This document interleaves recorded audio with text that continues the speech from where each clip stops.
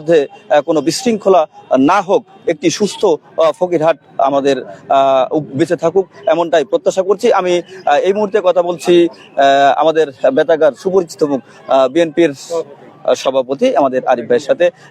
আগামী 12 তারিখের নির্বাচন এবং আজকের অনুষ্ঠিত হওয়া এই যে জনসমাবেশ এবং আপনার দলের বর্তমান অবস্থান। বাংলাদেশ জাতীয়তাবাদী দল ফকিরহাট উপজেলা শাখার যে 8টি ইউনিয়ন আছে, এই 8টি ইউনিয়নের আমরা 17টি বছর ভোট প্রয়োগ করতে পারি নাই। ভোট দেওয়ার সুযোগ পেয়ে আমাদের কর্মী ও নেতারা উৎসবমুখর পরিবেশে আনন্দ উৎসবের মাধ্যমে 12 তারিখ ভোট দেবে, এটাই হচ্ছে আমাদের প্রত্যাশা। আমাদের দাবি যে আমাদের কপিল কৃষ্ণ মণ্ডল বাবু নির্বাচিত ইনশাল্লাহ হবে।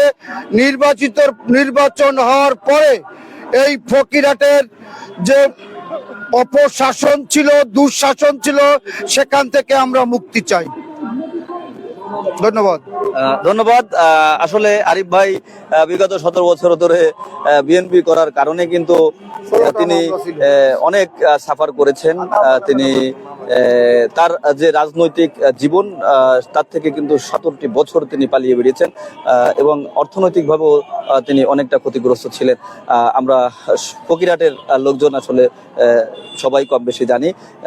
এবং আজকে এই ফকিরহাট কলেজ মাঠে, কাজী আজহার আলী কলেজ মাঠে দাঁড়িয়ে আজকে ধানের শীষ প্রতীকের যিনি মনোনীত প্রার্থী কপিল কৃষ্ণ মণ্ডল, তিনি ফকিরহাট কাজী আজহার আলী কলেজকে এবং ফকিরহাটকে গড়ার যে লক্ষ্যে যে প্রস্তাবনাগুলো রেখেছেন, যে কমিটমেন্টগুলো দিয়েছেন, এগুলোর বাস্তবায়ন হোক, তাহলে ফকিরহাট একটি উন্নত ফকিরহাটে পরিণত হবে, এমনটাই প্রত্যাশা করে আমি বিদায় নিচ্ছি।